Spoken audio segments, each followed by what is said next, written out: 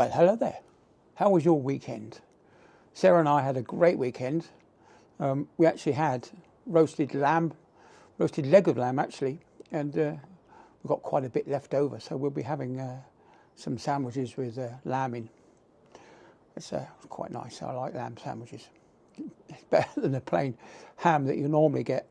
Well, what I normally get. Anyway, yeah. So there wasn't that many fireworks last night. Well, not here anyway. But one of the lovely people that live here decided they were going to tear up the grass right next to Sarah's car, and they've absolutely plastered her car with mud this morning. So we had a bit of fun clearing that off, so she could go to work. So yeah, wasn't impressed with that. Anyway, I actually left the house at 8 o'clock, 10 past 8. Got to the doctor's, and I've got the results of my CT scan that I had last time home. And I've got gallstones. So that rules out bowel cancer, which is a huge relief. I tell you now. I didn't know the results of the scan, but I still it doesn't stop me from getting concerned, does it? Anyway, so that was something for me to worry about. Now I've got to go and sort out my tinnitus hearing device, which has started to make an awful crackling noise, so I haven't been able to use it. So I've had to have the telly up a little bit louder than normal, just to overcome this buzzing noise that's in my ear. So, now I've read somewhere yesterday that for tinnitus, you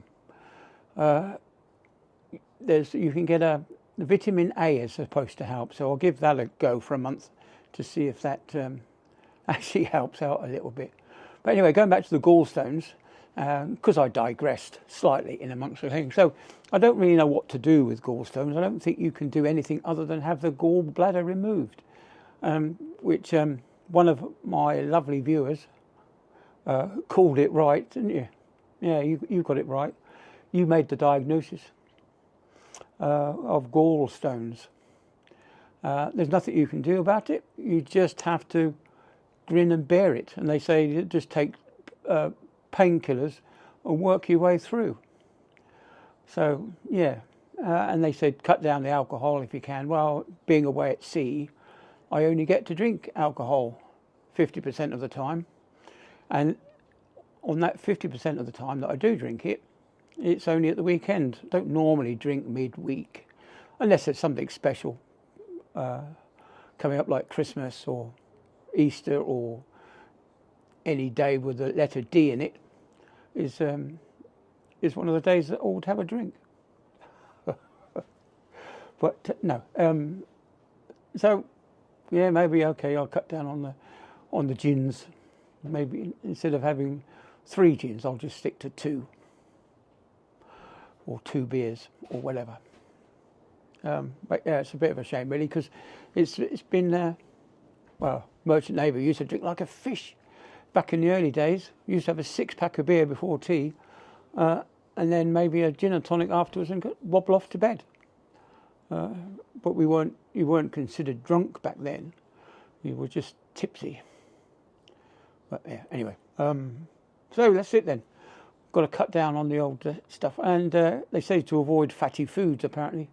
So I've got to try and cut down a little bit more on that.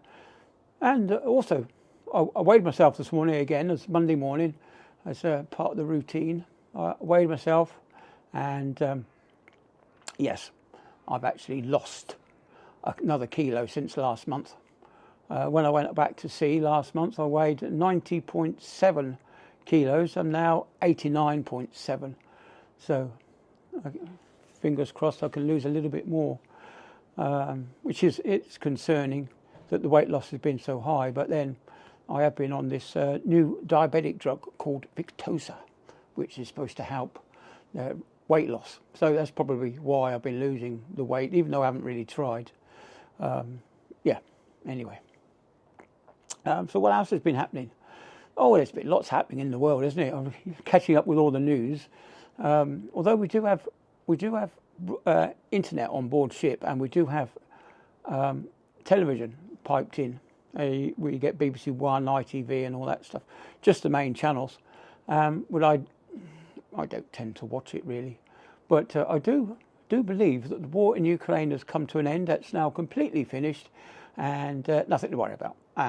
But the war in Israel, Palestinians and Gaza and all that kind of rubbish, that's replaced it now. I've heard a little bit about there's some war going on between the Iranians in Turkish or something, but that's not on the news. That's not newsworthy, of course, because it doesn't involve Israel. Anyway, I don't know anything about that part of the world. Don't pretend to know, and it's just I just don't know what they're fighting for. They probably don't know what they're fighting for, apart from the fact that they've been fighting for a long time and they've got to continue, because there's no other reason why they shouldn't fight anymore, apart from killing people, which is not a good thing. Anyway, moving swiftly on, I've heard now that that they're proposing now these permits in Oxford. This is a move towards these 15-minute cities, where they don't really seem to have improved the infrastructure. They don't seem to have made it easier to get to a doctor's or a supermarket or a dentist or a bank. So you're going to have to use up your permit to go outside your area so that you can do what you need to do. Like here, I haven't seen a doctor I haven't seen a dentist in about 6 years, and I've been trying. I try and I just can't get hold of one. It's so frustrating. You get put on so many waiting lists, and nothing ever happens. I had to go to an emergency dentist last year and had a tooth taken out. And what a joke he was. He actually left half the tooth behind, so it's still there anyway. All right.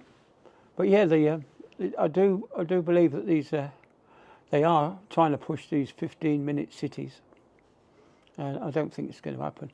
I don't think there's going to be that many electric cars either, because the rate at which they're catching fire is, or should I say, the rate at which it's being reported that the cars are catching fire has suddenly increased, which is a good thing that we're being informed. But you've got to be very careful with these electric cars.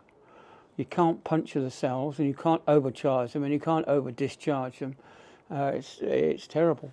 But on the good news, there is a new battery coming out, a sulfur battery, I do believe, a sulfur dioxide, maybe, I don't know. Anyway, some form of sulfur is going to form the basis of a battery.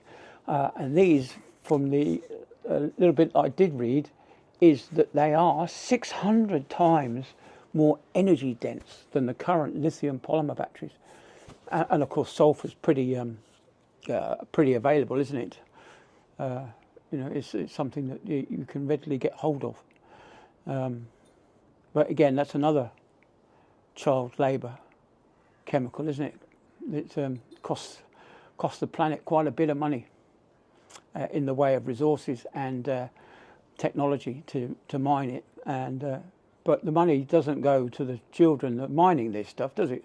It goes to the shareholders of the company that make it or mine this stuff. But anyway, beginning to sound a little bit like Joe Biden when I say anyway. Right? Anyway, so that's the coming on for quite a few minutes. So remember to hit the like button, hit the subscribe button and the bell icon so you don't miss any more. And I'll see you on the next one. And I won't put the adverts in the middle, just so you guys can watch it through to the end without any interruptions. Anyway, that's it. Catch you later. I'll see you all on the next one. Hopefully, Sarah's got a day off tomorrow, so we're going to go out. Well, she doesn't know that yet, but we are. Anyway, I'll catch you all later. Bye then.